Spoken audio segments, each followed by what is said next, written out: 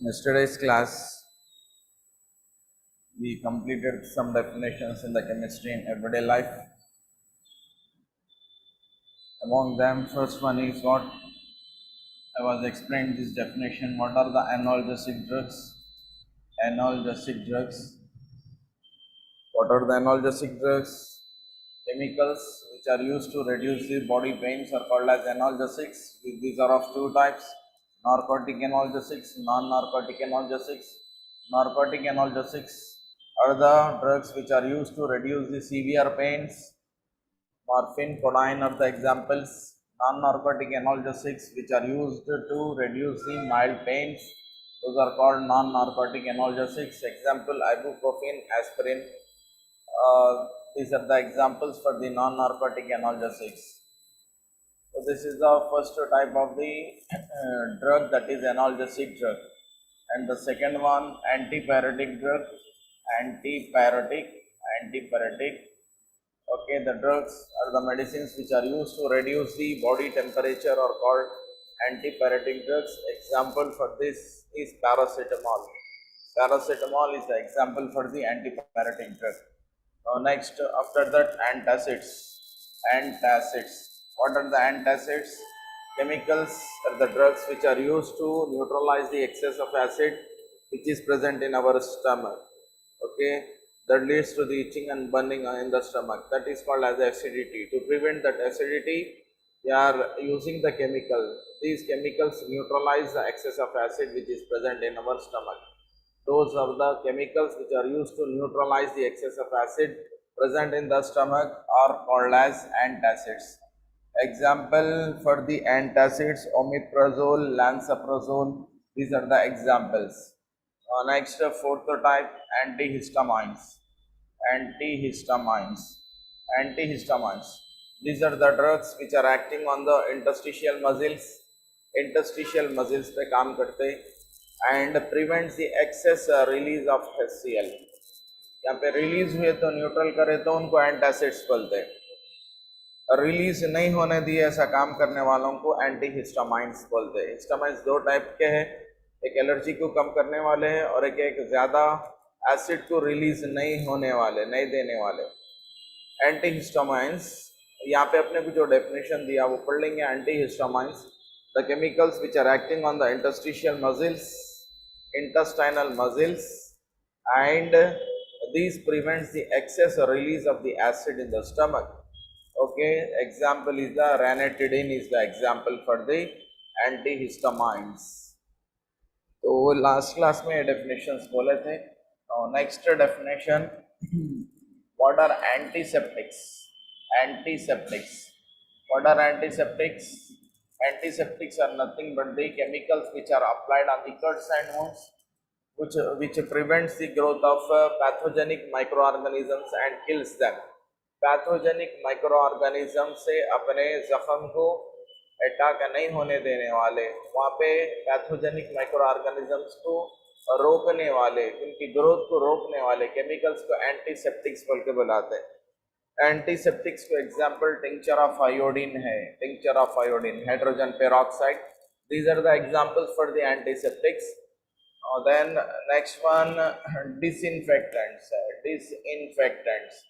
Disinfectants, these are the chemicals, higher concentrated antiseptics which are used for cleaning of floors in the hospitals and washrooms, etc.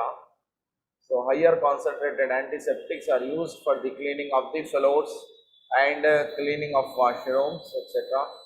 Those type of the higher concentrated antiseptics which prevents the growth of the pathogenic organisms and also kills them. Example to that is the Dettol. Dettol is a mixture of chloroxylenol and terpenol. Dettol is a mixture of chloroxylenol and terpenol. Dettol is the best example for the disinfectant.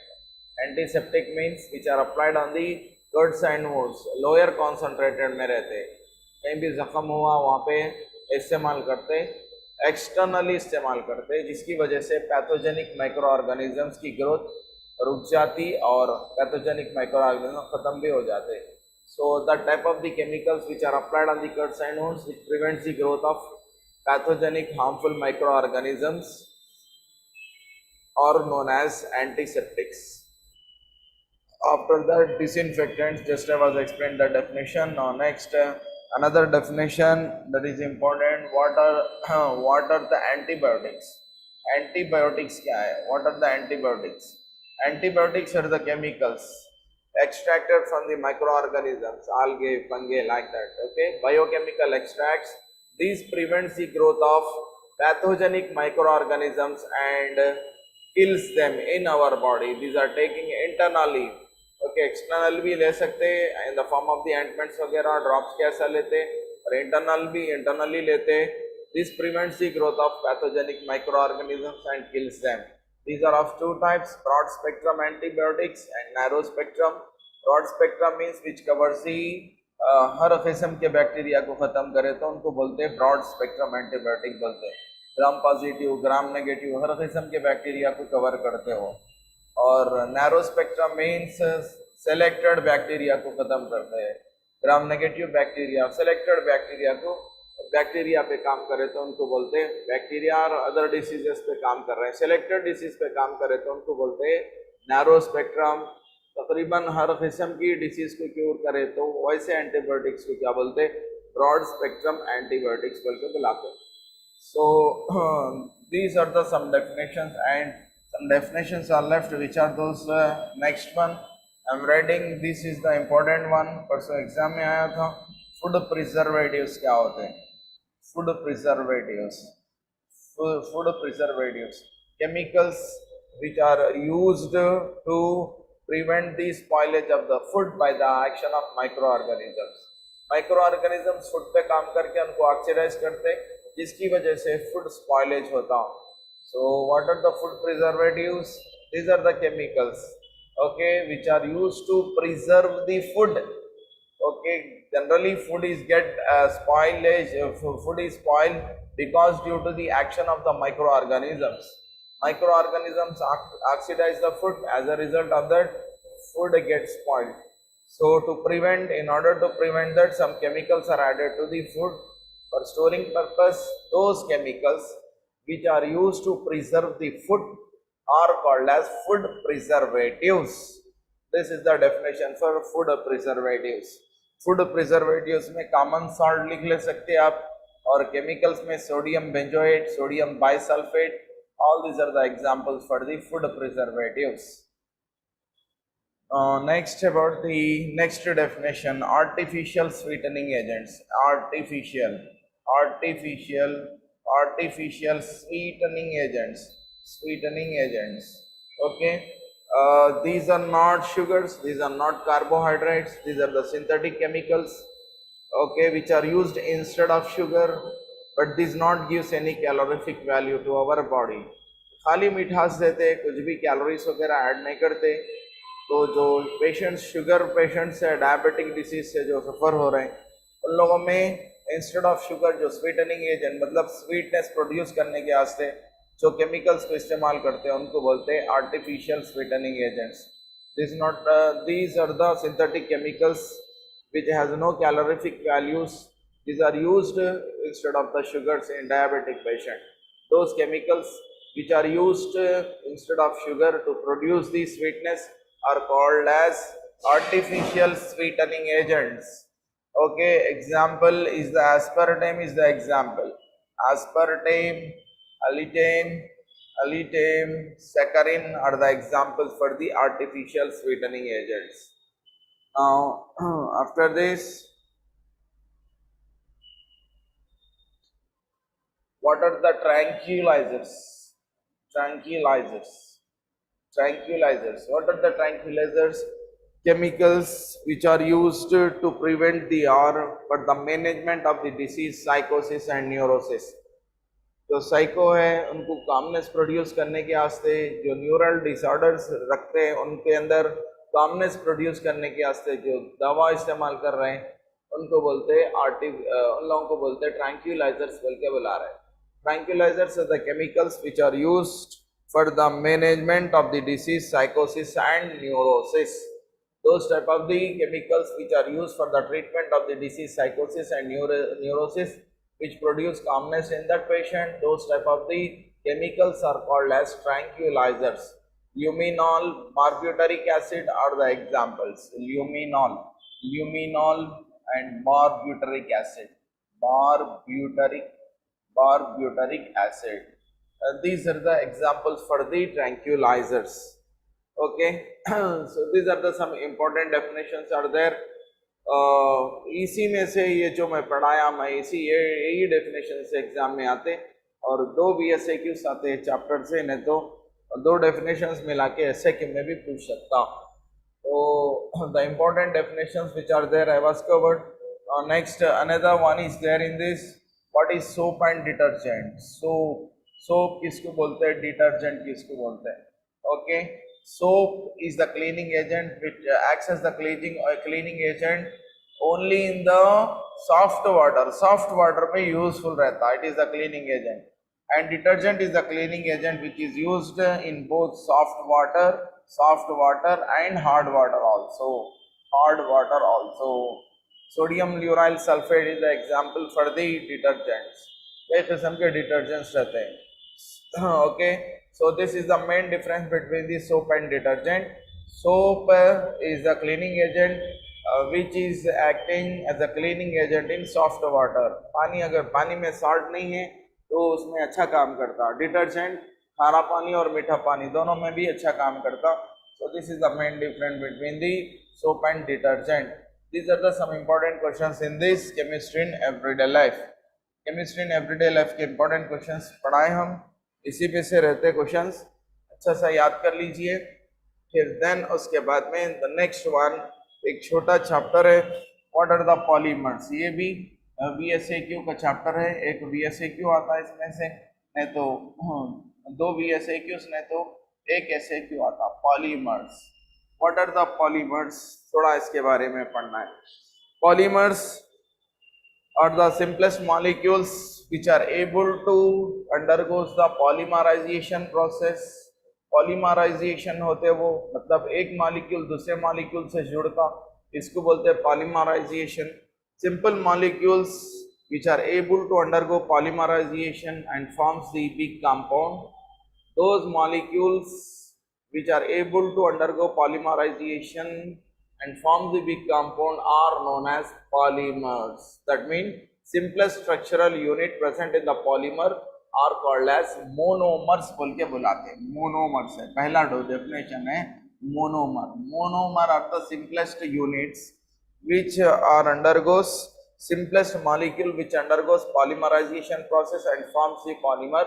That simplest structural unit present in the polymer is called as monomer. Okay, ये बोला बेटा monomer का definition पढ़ाया आपने. Now then उसके बाद में polymer क्या है? Okay, big molecular weight, big size molecule is formed by the polymerization process of the monomers. Monomers एक दूसरे से मिलके एक बड़ा साइज का molecule form हो रहा. हायर मॉलिक्यूलर वेट का मॉलिक्यूल कंपाउंड फॉर्म हो रहा, उसको बोलते हैं पॉलीमर बोल के बुलाते हैं. इन विच simplest structural units are repeated again and again. So this is the definition of the polymer. Monomer means simplest molecule which is able to undergo the polymerization process and gives the big molecular weight compound. That is the simplest structural unit in the polymer is called as monomer. And what is the polymer? High molecular weight compound is formed by repeatedly joining of the simple molecules. Those are the monomers. Monomers join होके high molecular weight compound form हो रहा, that is called as what? Polymer. So these are the definitions of the monomers and polymers. यहाँ पे आपको पूछता है कि भाई कौन सा पॉलीमर किससे बना, तो ये important ऐसे क्यों हो सकता. ये नेम ऑफ द पॉलीमर एक बाजू लिख रहा हूँ, तो और एक एक उसके बाजू को मोनोमर के बारे में लिख रहा हूँ। मोनोमर्स कौन से मोनोमर से बना हुआ है वो। पॉलीमर के अंदर पहले जो है, पॉलीमर के अंदर मैं सिंपल आपको समझाने के लिए ले रहा हूं। देखिए पॉली, पॉली मतलब number of, polyethylene, polyethylene, polyethylene के अंदर मोनोमर कौन सा रहता भाई, वो ethylene, CH2 double bond CH2। Number of ethylenes join हो गए तो क्या फॉर्म होता बोले तो पॉलीथलीन फॉर्म हो जाता। What is the polymer, polyethylene, polyethylene is the polymer that is formed by the joining of the monomers. What is the name of that monomer? Ethylene. Ethylene से polyethylene form होता।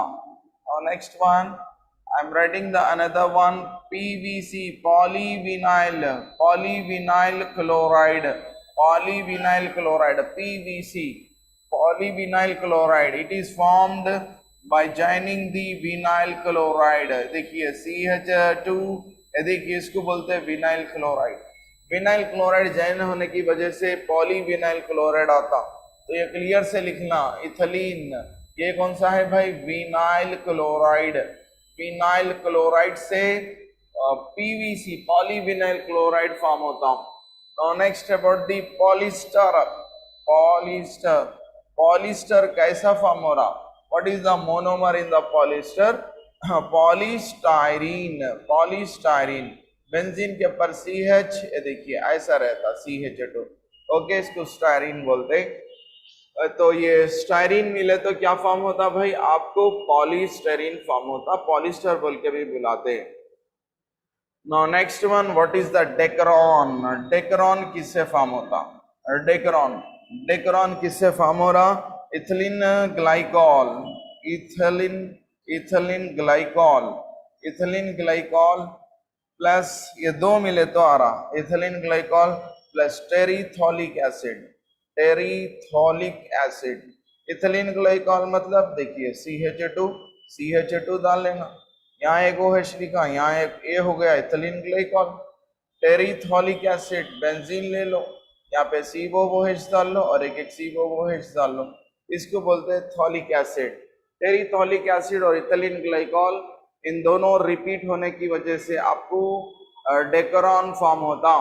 तो ज्यादा ये PVC देख लीजिए, polythene exam में नहीं पूछता, पॉलिस्टर किससे फॉर्म हो रहा, डेकरॉन किससे फॉर्म हो रहा। और नेक्स्ट और भी थोड़े हैं वो एग्जाम में पूछ रहा, तो फिर उसके बाद कौन सा पॉलीमर ले रहा हूं मैं इधर देखिए। The next polymer is Bakelite. Bakelite कैसा फॉर्म हो रहा, Bakelite is formed by joining the simplest monomers। Okay कौन से मोनोमर से यूज कर रहे हैं बेकलाइट फॉर्मेशन के अंदर। आई am taking this monomer, what is that, formaldehyde and phenol. Formaldehyde HCH, वो फॉर्मल्डिहाइड है, ये फॉर्मल्डिहाइड, फॉर्मल्डिहाइड F से लिखना, formaldehyde, formaldehyde, formaldehyde and phenol, phenol, formaldehyde and phenol. ये देखिए दिस इज द फिनॉल, इन दोनों को जॉइन कर दिए तो कौन सा पॉलीमर फॉर्म हो रहा, Bakelite. By joining this two we will get the Bakelite. Bakelite में कौन से मोनोमर यूज हो रहे हैं, फॉर्मल्डिहाइड एंड फिनॉल, इन दोनों को यूज करते हैं। Now next about the what is the Buna S. Buna S ये टायर का रबर है, ब्यूना एस किससे फॉर्म होता, okay Buna S is prepared by taking this 1,3-butadiene, butadiene, butadiene, bute बोले तो 4, 1, 1, 2, 3 तीसरा कार्बन है, 1,3-butadiene। Remaining hydrogen fill up कर लेना, 2 बॉन्ड्स हो गए, this is the third one, this is the fourth one, okay. और नेक्स्ट यहाँ 3 बॉन्ड्स हो गए, ये H हो गया, यहाँ पे 3 बॉन्ड्स हो गए, ये H हो गया। सो this is the 1,3-butadiene, 1, 3-butadiene plus इसके साथ में क्या मिला रहा हूं भाई, बेंजीन के ऊपर CH डबल बॉन्ड CH2, इसको बोलते हैं styrene, styrene. 1,3-butadiene, 1, 3-butadiene, butadiene plus styrene, इन दोनों को मिला के ब्यूनायस को प्रिपेयर करते हैं, okay. Now next one, Bunaen is the polymer. ये टायर का थोड़ा elastic nature में रहता. Bunaen is the one type of the rubber. It is prepared. देखिए, it is prepared by the same thing. 1,3-butadiene ही लेना है यहाँ पे. 1,3-butadiene. 1,3-butadiene. This is the structure of the 1,3-butadiene. Now then इसके साथ में क्या मिलाना है? Vinyl cyanide. That is this one, CH2 double bond CHCN. Okay, vinyl cyanide, acrylonitrile बोल के भी बुला रहे हैं उसको. 1,3-ब्यूटाडाइन प्लस विनाइल साइनाइड, इन दोनों को मिला के ब्यूनाएन प्रिपेयर करते. सो ब्यूनायन, ब्यूनायस बोला, बेकलाइट बोला. और नेक्स्ट नियोप्रीन. नियोप्रीन, नियोप्रीन ये एक रबर है. तो नियोप्रीन कैसा प्रिपेयर करते हैं? 2-chloro-1,3-butadiene ले ले रहा हूं मैं. 2-chloro, सेम स्ट्रक्चर डालना है भाई. फिर हाइड्रोजन, हाइड्रोजन, यहाँ पे कार्बन, यहाँ पे क्लोरीन ले लेना आपको. और नेक्स्ट ये hydrogen double bond CH, 2-chloro-1,3-butadiene. Okay, 2-chloro-1,3-butadiene. इसको क्लोरोप्रीन बोलते. क्लोरोप्रीन से क्या फॉर्म होता? नियोप्रीन फॉर्म होता. ब्यूनाइन किससे फॉर्म होता? 1,3-ब्यूटाडाइन प्लस विनाइल साइनाइड, एक्रिलोनाइट्राइल बोल के भी बुलाते. ब्यूनायस के मोनोमर्स लिखो. ब्यूनायस और ब्यूनायन के बीच में डिफरेंस क्या है? ब्यूनायस में 1,3-ब्यूटाडाइन प्लस टायरीन है. ब्यूनायन में 1,3-ब्यूटाडाइन प्लस विनाइल साइनाइड है. बेकलाइट के अंदर क्या है? फॉर्माल्डिहाइड एंड फिनॉल है. दो अलग अलग पॉलीमर्स को यूज कर रहे हैं, दो अलग अलग मोनोमर्स को यूज कर रहे हैं, तो उनको क्या बोल के बुलाते हैं? कोपॉलीमर्स बोलते हैं. कोपॉलीमर्स. एक ही किस्म का मोनोमर है. फॉर एग्जांपल ये क्लोरोप्रीन को जुड़ाते गए तो क्या फॉर्म होता? नियोप्रीन आता. तो एक ही किस्म के मोनोमर से प्रिपेयर कर रहे हैं तो वो पॉलीमर को होमोपॉलीमर बोल के बुलाते हैं.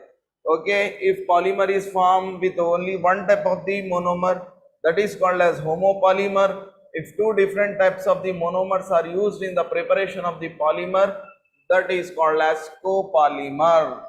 So these are the some polymers which are going to come in your exam. Exam के अंदर इसमें से 2 या 3 को मिला के पूछ रहा कि इसमें मोनोमर्स कौन से हैं, लिखो, उनका स्ट्रक्चर लिखो. अभी मैं 5 या 6 एग्जाम्पल्स दिया पॉलीमर्स और उनके मोनोमर्स के. इंशाल्लाह इसी में से आपको क्वेश्चन रहेगा. Now next classification of this polymers. Classification of the polymers. Polymers का classification है. Polymers are classified into various types बेटा. तो उसके अंदर पहले based on the source. तो based on the origin या source कहाँ से आ रहे हैं वो polymers? Based on that polymers are of 3 types. First one कुदरती से मिल रहा, नेचुरल में मिल रहा, उनको बोलते हैं नेचुरल पॉलीमर्स बोल के बुलाते. Example for that is the cellulose है भाई. Cellulose is the example for that. Silk is the example for the natural polymer. wool is the another example. Wool and silk, cellulose, these are the examples for natural polymers. The next one, second type is the synthetic polymers. Synthetic अपने इस्तेमाल के वास्ते, use के वास्ते lab में अपन prepare कर रहे हैं तो उनको बोलते हैं synthetic. Those are not occur naturally, we are preparing that polymers, those are called as synthetic polymers. Synthetic polymers को examples, which are the examples? जब से मैं समझाया मैं, पॉलीथिलीन है, पॉलीस्टरीन है, polyester, Bakelite, all these are the examples for the synthetic polymers. और next type है भाई वो semi synthetic polymers. Semi synthetic polymers. Semi synthetic polymers में नेचुरली अकरिंग पॉलीमर्स को थोड़ा मॉडिफाई करते, प्रोसेस करते, तो उसकी वजह से अपने को जो पॉलीमर्स आते हैं उनको सेमी सिंथेटिक पॉलीमर्स बोलते हैं. सेल्यूलोज, रेयन, सेल्यूलोज एक किस्म का कपड़ा है ये. Cellulose rayon, cellulose nitrile are the examples for the semi-synthetic polymers. Based on the source, these polymers are classified into how many types? 3 types: natural, synthetic, semi-synthetic. एक बार पूछा था एग्जाम में, write the examples for the semi-synthetic polymers. Okay, what are the natural polymers? ऐसा पूछा तो ये definitions लिखना. Say polymers which are occurred naturally, those are called as natural. Which are prepared, those are called as synthetic. Naturally occurring monomers, naturally occurring material is modified to get the semi-synthetic polymers. Cellulose rayon, cellulose nitrile are the examples for the semi-synthetic polymers. Next one. Based on the structure, polymers, based on the structures, polymers are of how many types? Three types.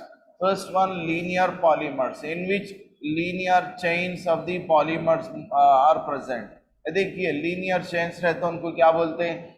Linear polymers बोल के बुलाते हैं. Next one, crossed link polymers है. Crossed link. Before going to that, branched chain. Branched chain polymers, ये exam में ज्यादा नहीं पूछा बेटा.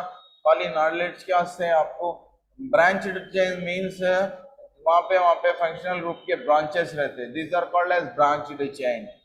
और उसके बाद में क्रॉस्ड लिंक पॉलीमर्स, ये ब्रांचेस एक्सटेंड होके ऐसे आ जाते हैं. So these are called as the क्या बोल के बुलाते हैं? Crossed link polymers. Bakelite is the example for the cross link और network polymers. Linear chain polymers को एग्जांपल पॉलीथिलीन है, और ब्रांच्ड चेन को high density polyethylene is the example.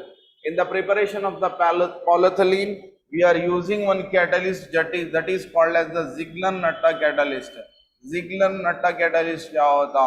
Ziegler-Natta catalyst. Ziegler-Natta catalyst is the mixture of this one, titanium tetrachloride, TiCl4. Last exam में पूछा था आपको, what is Ziegler-Natta catalyst? It is a mixture of titanium tetrachloride and trialkyl aluminium. Aluminium के साथ में alkyl C2H5 या CH3 को 3 times ले लो. Trialkyl aluminium plus titanium tetrachloride. This is the mixture of the catalyst is called as Ziegler-Natta catalyst, used for the preparation of high density polyethylene. Polyethylene के preparation के अंदर इसको Ziegler-Natta catalyst को use करते. This is about the classification of the polymer based on the structure.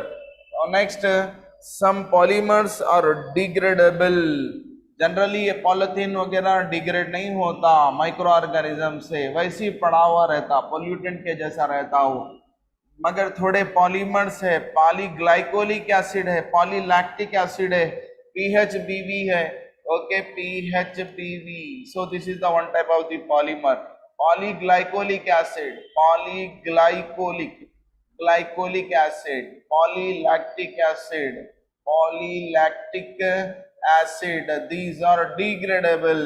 ये biodegradable है. तो ये polymers को क्या बोल के बुलाते हैं मालूम है? degradable polymers बोल के बुलाते हैं. Okay, which are degradable. थोड़े दिन के बाद में वो खत्म हो जा रहे हैं भाई, उनके मोनोमर्स डिकम्पोज हो जा रहे हैं, डिसॉल्व हो जा रहे हैं, तो उनको क्या बोलते हैं? बायोडिग्रेडेबल पॉलीमर्स बोलते हैं. पॉलीग्लाइकोलिक एसिड, पॉलीलैक्टिक एसिड, ये घुलने के जो स्टिचेस है ऑपरेशन के बाद में, डिसॉल्वेबल स्टिचेस जो है ना, वो पॉलीलैक्टिक एसिड से देते हैं. इसके अंदर इंपॉर्टेंट क्या है मालूम है? PHBV है. PHBV is nothing but the important one. ये 2 मार्क्स का क्वेश्चन है. PHBV नेक्स्ट एग्जाम में आ सकता आपको ये. Okay, what is the PHBV? P बोले तो पॉली, और साथ में जोड़ लेना poly beta hydroxy, poly beta hydroxy butyrate, poly beta hydroxy butyrate, साथ में को लगा दो, ये को पॉलीमर है. दो अलग अलग मोनोमर्स को मिला तो उसको को पॉलीमर बोलते हैं. Poly beta hydroxy butyrate, co beta hydroxy valerate. Valerate is called as PHBV. PHBV मतलब पॉली लगा देना, बीटा हाइड्रोक्सी ब्यूटारेट, फिर co beta hydroxy valerate. It is known as the PHBV and it is used for making capsules. अपन जो capsule खा रहे हैं, दवाई कड़वी कसाली है, अपने को खाए नहीं जा रही, तो कैप्सूल में रख के खाते, तो 2 कैप्सूल पेट में जाते घुल जाता. That is dissolvable in our stomach. That is maded by this only PHBV, poly beta hydroxy butyrate co beta hydroxy valerate से बना हुआ कैप्सूल ज्यादा इस्तेमाल करते। तो ऊपर का जो कैप रहता है उसको कैप्सूल बोलते हैं। कैप्सूल में दवाई अपन लेके ले रहे हैं, वो डिग्रेडेबल है। तो this is about the use, first use capsule for making capsule में ये काम आ रहा। और नेक्स्ट आर्थोपेडिकल डिवाइसेस, आर्थोपेडिकल आर्थोपेडिकल डिवाइसेस के डिजाइनिंग में और बनाने में काम आता। This is about the PHBV. So once again I am repeating this answer. PHBV is the one type of the biodegradable polymer. What is PHBV? Polybeta hydroxy butyrate co-beta hydroxy valerate is called as PHBV, and it is used for making capsules and orthopedical devices. So this is about the biodegradable polymers. Now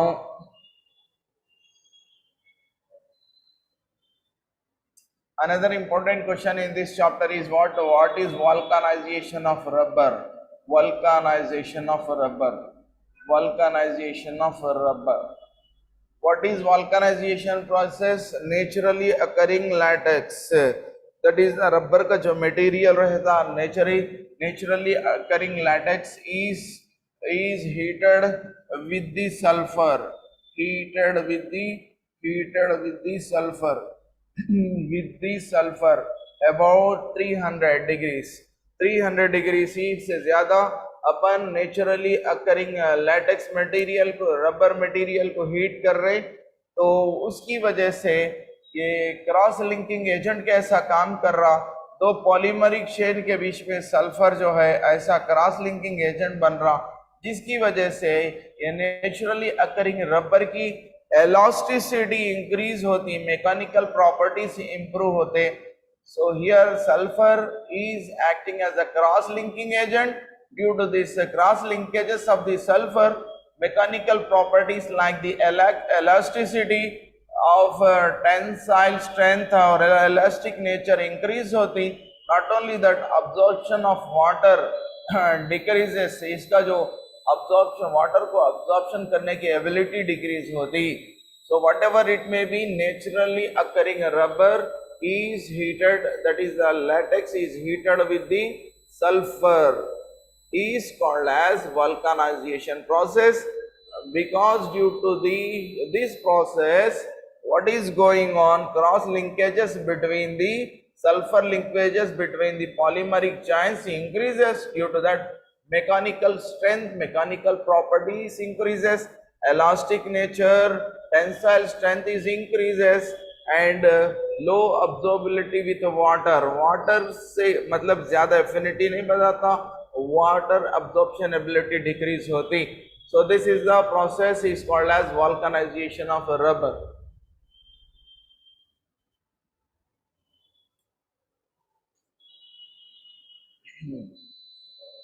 After that, another important small VSAQ is there. What is the polydispersity index? PDI. PDI क्या है? What is the PDI?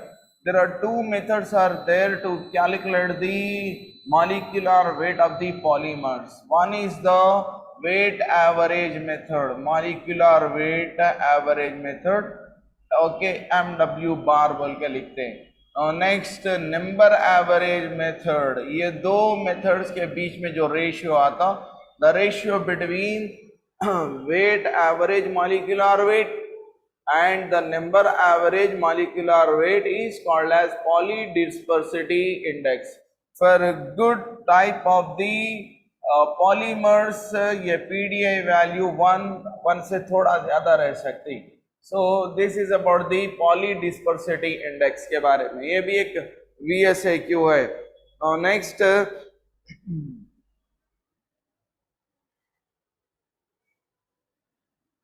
what are the elastomers? Elastomers किसको बोलते हैं?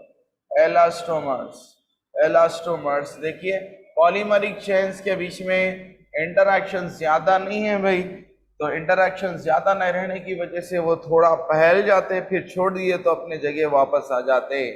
Okay, that type of the material, that type of the polymers which are having less interactions between these polymeric chains. Okay, These are expand when force is applied, the reaches again back when force is released. Force छोड़ दिए तो वो अपने पुरानी जगह वापस हो जाते हैं. Such type of the polymers are called as the elastomers. These are the important questions in this chapter, polymers. तो स्टार्टिंग से फिर एक बार बोल रहा हूँ मैं, पॉलीमर्स में कौन से क्वेश्चंस पढ़ाया हूँ मैं. First one what are polymers, उसके बाद में मोनोमर्स का डेफिनेशन समझाया. चलिए बोलिए मेरे को, what are the polymers. Polymers are the big molecular high molecular weight compounds which are formed by joining the simple molecules. Okay, that is called as polymer. What is the monomer? Simple molecule which are having ability to form the monomers, which are having ability to form the polymers. That means which are able to undergo the polymerization process. Polymerisation होके एक polymer form कर सकते, वैसे छोटे छोटे molecules को क्या बोल के बुला रहे हैं, मोनोमर्स बोल के बुला रहे हैं. थोड़े एग्जांपल्स दिया, पॉलीमर्स दिया और मोनोमर्स दिया. पॉलीमर्स में कौन से इंपॉर्टेंट है भाई, ब्यूनायन एक, ब्यूनाएस एक, नियोप्रीन एक, पॉलिस्टर एक, बेकलाइट एक और डेकरॉन. और ये टेफ्लॉन भी है. टेफ्लॉन टेफ्लॉन कैसे बनता, टेट्राफ्लोरोइथिलीन से. टेट्राफ्लोरोइथिलीन देखिए ये एफ है, टेट्राफ्लोरो बोले तो दो फ्लोरीन एटम्स को इधर मिला लिया और दो फ्लोरीन एटम्स को इधर मिला लिया, टेट्राफ्लोरोइथिलीन. ओके, सो टेट्राफ्लोरोइथिलीन से क्या फॉर्म होता भाई, वो टेफ्लॉन फॉर्म होता. तो एक ही किस्म का मोनोमर यूज कर रहे हैं तो उनको होमोपॉलीमर्स बोल देंगे. If different type of the monomers are used, those are called as the copolymers. Copolymers में एग्जाम्पल कौन सा है भाई, मैं यहाँ बेकलाइट लिया था. बेकलाइट किससे बनता, फॉर्माल्डिहाइड और फिनॉल से बनता. Bakelite is formed by the formaldehyde and phenol. Formaldehyde and phenol, formaldehyde और फिनॉल से बनता. कौन बन रहा हो, Bakelite. HCHO plus on the benzene ring OH is there. तो ये अलग अलग मोनोमर्स यूज कर रहे हैं. Different monomers are use, those are called as the which polymers, copolymers बोल के बुलाते हैं. और next, what are the biodegradable polymers which are degradable by the microorganisms, which are degradable, those polymers are called as biodegradable polymers. In the biodegradable polymers, polylactic acid, polyglycolic acid, another one that is PHBV is there. What is the PHBV? PHBV is nothing but the polybeta hydroxybutyrate, co-beta hydroxyvalerate, that is used for making capsules and orthopedical devices. Now, what is the vulcanization of rubber? Natural rubber is heated with the sulfur above 380 kelvins. As a result of that, cross linkages between the polymeric chains increases. That means sulfur acts as the linking agent, cross linking agent. Due to that, elastic strength of the rubber increases, mechanical properties increases, tensile strength increases. Okay, absorbability of water with the water decreases. So these are the properties developed by means of the heating of the rubber with sulfur. That is the process is called as vulcanization of rubber. Now then after that, what is the polydispersity index? Polydispersity index means the ratio between weight average molecular weight method and number average molecular weight method. The ratio between these two is called as polydispersity index. What is the Ziegler-Natta catalyst? Ziegler-Natta catalyst is nothing but the a mixture of titanium tetrachloride, TiCl4 and trialkyl aluminum. Trialkyl aluminum and titanium tetrachloride के mixture को Ziegler-Natta catalyst बोल के बुलाते हैं. Next, जो polymers form हो रहे हैं because due to the addition type of the mechanism are called additional polymers. जो polymers form हो रहे हैं due to the condensation type of the mechanism, those are called as condensational polymers. What is the additional polymerization? Simply I am writing this one CH2 double bond CH2, CH2 double bond CH2 in the presence of the catalyst. ये bond break के इधर इसको इससे add कर रहा हूँ, इसको और एक मॉलिक्यूल से ऐड कर रहा हूँ. Just we are breaking the bonds and adding this monomers. This type of the mechanism, this type of the simple addition. ऐसा एडिशन करके अपन जो पॉलीमर फॉर्म कर रहे हैं उसको बोलते हैं एडिशनल पॉलीमर्स बोल के बुलाते हैं, एडिशनल पॉलीमर्स. तो कंडेंसेशन पॉलीमर्स का मतलब दोनों को मिला के वाटर मॉलिक्यूल या अमोनिया सिंपल एटम्स या मॉलिक्यूल्स को निकाल दे रहे हैं, जिसकी वजह से जो पॉलीमर आता है उसको बोलते हैं कंडेंसेशनल पॉलीमर्स बोल के बुलाते हैं. Vinyon is the condensational polymer है और Bakelite is also example for the condensational type of the polymers. ये इससे ये पॉलीमर्स वाला चैप्टर भी कंप्लीट हो गया. तो ये VSAQs है पॉलीमर्स में. तो आज के क्लास में मैं केमिस्ट्री इन एवरीडे लाइफ के थोड़े क्वेश्चंस करा. मैं केमिस्ट्री इन एवरीडे लाइफ के क्वेश्चंस भी VSAQs में पूछ रहा हूँ.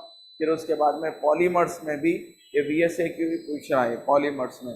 सो this is about the everyday life and polymers. तो और कौन से चैप्टर्स बच गए भाई इसके अंदर? ऑर्गेनिक केमिस्ट्री है. ऑर्गेनिक केमिस्ट्री में थोड़े SAQs कराना है ऑर्गेनिक केमिस्ट्री में. तो स्टार्टिंग से जा रहा हूँ मैं. ऑर्गेनिक केमिस्ट्री में एक important SAQ SN1 SN2 reactions बोल के है और सैंडमेयर गैटरमैन रिएक्शन बोल के है. तो ये SAQs आज कंप्लीट करते बेटा. नेक्स्ट रिमेनिंग कल करते, इससे ऑलमोस्ट ऑल रिवीजन कंप्लीट हो जाता. चैप्टर वाइज कंप्लीट करा मैं. तो then I am writing this questions important SAQs from the organic chemistry.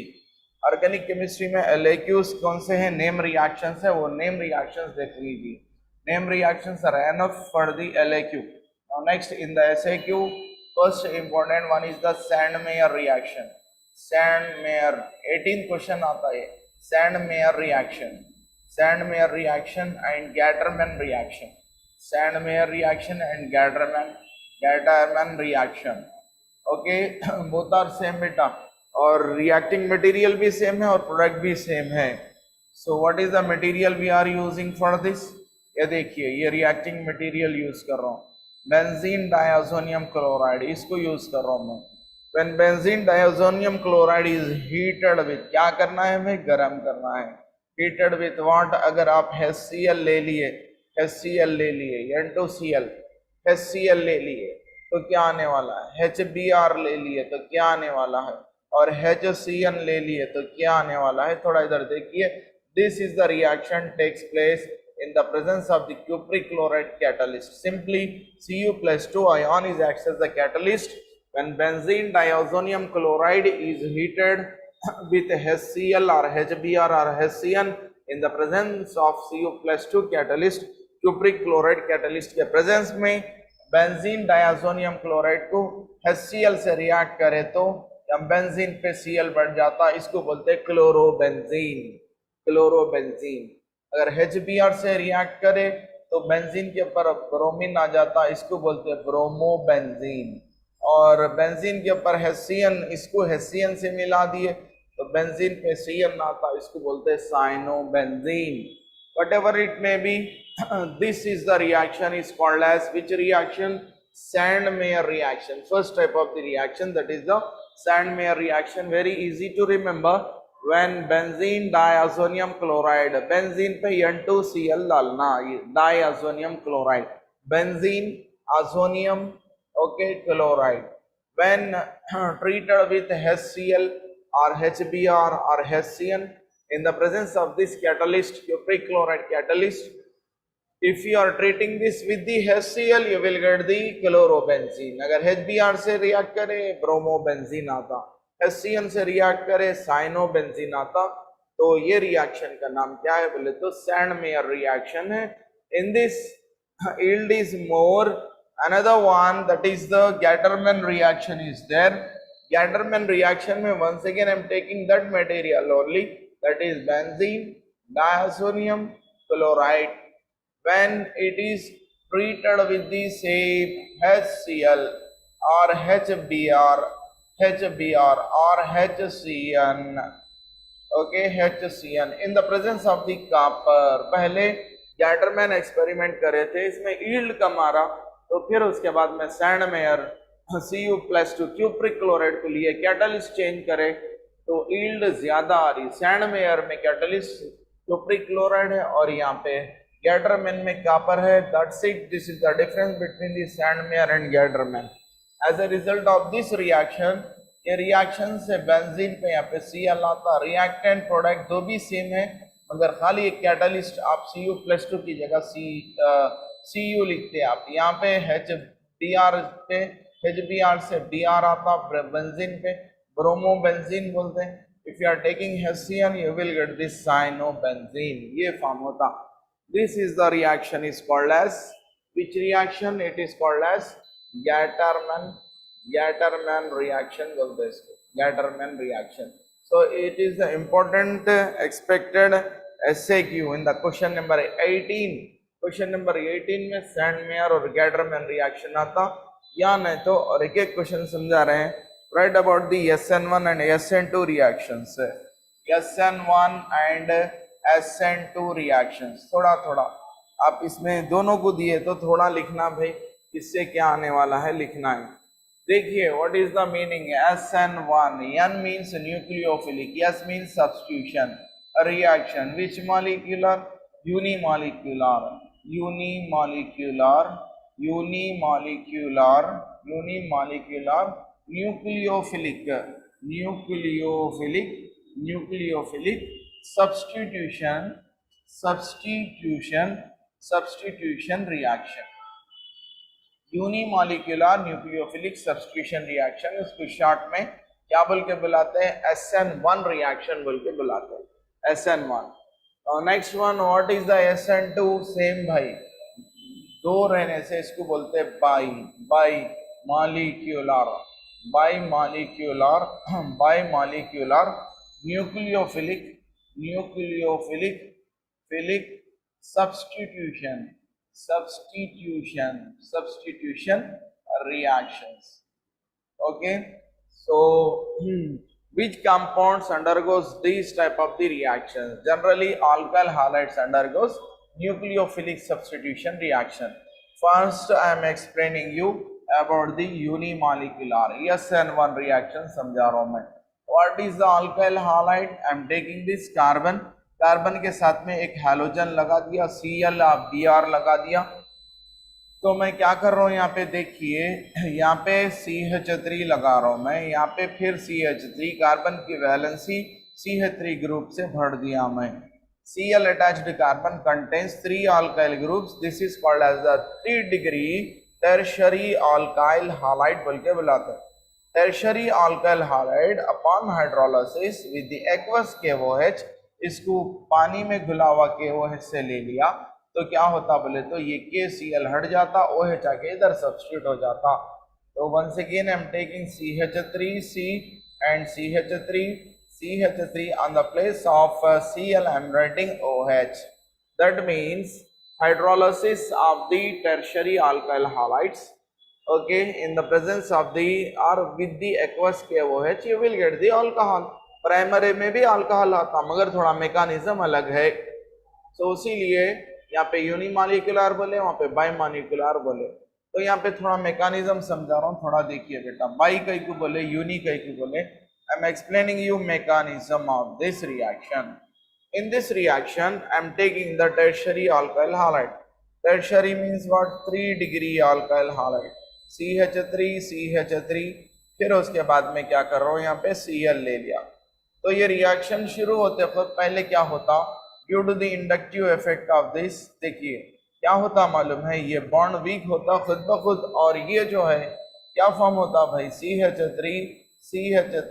CH3, carbon पे प्लस चार्ज आ जाता, Cl हट जाता। Okay, blank bond cleavage, CCl bond cleavage takes place. While we are taking the tertiary alkyl halides, bond cleavage of CCl bond takes place. This is the first step। First step है ये, और ये rate determining step है। First step में या nucleophile का reagent का role कुछ भी नहीं है। फर्स्ट स्टेप के अंदर बॉन्ड खुद ब खुद यहाँ पे ब्रेक हो जा रहा है यहाँ पे। तो rate of the reaction is determined upon only on the concentration of alkyl halides। Alkyl highlight के कॉन्सेंट्रेशन पे रेट डिटरमिन हो रहा, वेलोसिटी डिटरमिन हो रहा। इस lowest step of the mechanism में ये मॉलिक्यूल रिएक्शन में पार्टिसिपेट हो रहा, इसीलिए इसको यूनिमॉलिक्यूलर, दो मॉलिक्यूल्स नहीं है, रिएजेंट का कुछ भी रोल नहीं है, तो यूनिमॉलिक्यूलर न्यूक्लियोफिलिक सब्स्टिट्यूशन रिएक्शन बोलते हैं, SN1। So in this reaction, first step is lowest step, and that is called as the formation of carbocation. Formation of carbocation खुद ब खुद होता, this is the step 1, and this only one molecule is there, therefore it is called as unimolecular substitution reaction. Reaction में slowest step of mechanism में एक ही molecule पे concentration पे इसी के ऊपर जो है rate of the reaction determine हो रहा, तो this is called as the unimolecular substitution reaction. Cleavage between the CCl takes place and carbocation is formed. The second one, I am taking this, second I am writing this, there are two steps are present. First step is the formation of carbocation. Carbocation takes place. This is the step 1. This is the slowest step. So this is the CH3 tertiary alkyl halide. Okay. By means of this bond cleavage takes place. By taking this bond cleavage takes place in this reaction, carbocation is formed, and Cl minus को बाजू लिख लो। Now second step, step 2, in this step, on this carbocation, nucleophile is attached, nucleophile OH minus आके इधर substitute हो रहा, as a result of that CH3 और ये OH आके exactly वही पोजीशन पे आके लग रहा, इसमें थोड़ा परसेंटेज पीछे से भी आके लग सकता, तो रेसिमाइजेशन होता, stereochemical result of the SN1 reaction is the racemization. In this there are two steps are present. First step is the formation of carbocation, and second step is the OH minus is attaches on that carbocation. As a result you will get the alcohol, and racemic mixture is formed, racemization takes place. This is about the SN1 type of the reaction. Now next about the what is the SN2 reaction. SN2 reaction किसको बोलते हैं? SN2 देखिए इधर SN2 reaction में मैं क्या ले रहा हूँ भाई, प्राइमरी अल्काइल हाइलाइट्स ले रहा हूँ, primary alkyl highlights. Okay, I am taking this one, this is the CCl bond, ठीक है। Primary means hello attached carbon contains one alkyl group. फिर से क्लियर से लिख ले रहा हूँ मैं, CH3 इधर ले लिया, फिर उसके बाद एक हाइड्रोजन है और एक एक हाइड्रोजन है, यहाँ पे Cl है। It is the which alkyl halide? Primary. Halogen attached carbon contains one alkyl group, it is called as the primary alkyl halide. CH3 groups कम है, उसीलिए यहाँ पे क्या होता बोले तो रिएजेंट का रोल है यहाँ पे। फर्स्ट स्टेप उसके जैसा नहीं होने वाला है, इधर OH माइनस क्या होता है एग्जैक्टली इसके पीछे से आके इधर अटैच हो जाता। Okay, as a result of that you will get the intermediate. एक इंटरमीडिएट आ रहा भाई, एक CH3 ले लिया मैं। ओके ना, एक हाइड्रोजन इधर है और एक एक हाइड्रोजन इधर है, और उसके पीछे से आके OH माइनस अटैच हो रहा और ये बॉन्ड वीक होते जा रहा। सो दिस इज द एक इंटरमीडिएट स्टेज, एक ट्रांजिशन स्टेट फॉर्म हो रहा, जल्दी से ये डिसोसिएट हो जाता। As a result of that ये CH3 है और यहाँ पे क्या हो गया, यहाँ पे OH बॉन्ड स्ट्रांग हो गया, यहाँ पे एक हाइड्रोजन, यहाँ पे एक हाइड्रोजन आ गया, Cl माइनस हट गया। तो as a result of that you will get the OH on the back side of the carbon. जो Cl है उसके अपोजिट साइड में OH आके बैठता है, इन्वर्शन ऑफ द कॉन्फ़िगरेशन हो रहा है यहाँ पे। तो then in this rate of the reaction depends upon the concentration of alkyl halides. देखो this is the step, single step है, इसके अंदर वेलोसिटी ऑफ द रिएक्शन यानी स्लो स्टेप ऑफ मैकेनिज्म ये sorry whatever it may be, तो ये reaction में rate of the reaction यानी कि यहाँ पे दोनों की कॉन्सेंट्रेशन पे डिपेंड हो रहा, R proportional to Rx. So that's why it is called as bimolecular nucleophilic substitution reaction. Which type of the alkyl halide undergoes this type of the reaction? Primary alkyl halides undergoes this type of the reaction.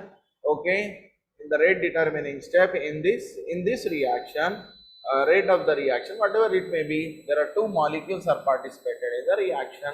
So therefore this is called as the bimolecular nucleophilic substitution reaction. Okay, so this is about the SN1 and SN2 reaction and stereochemical results of the, that is inversion or racemization of the configuration takes place. Inshallah, we'll continue with next class.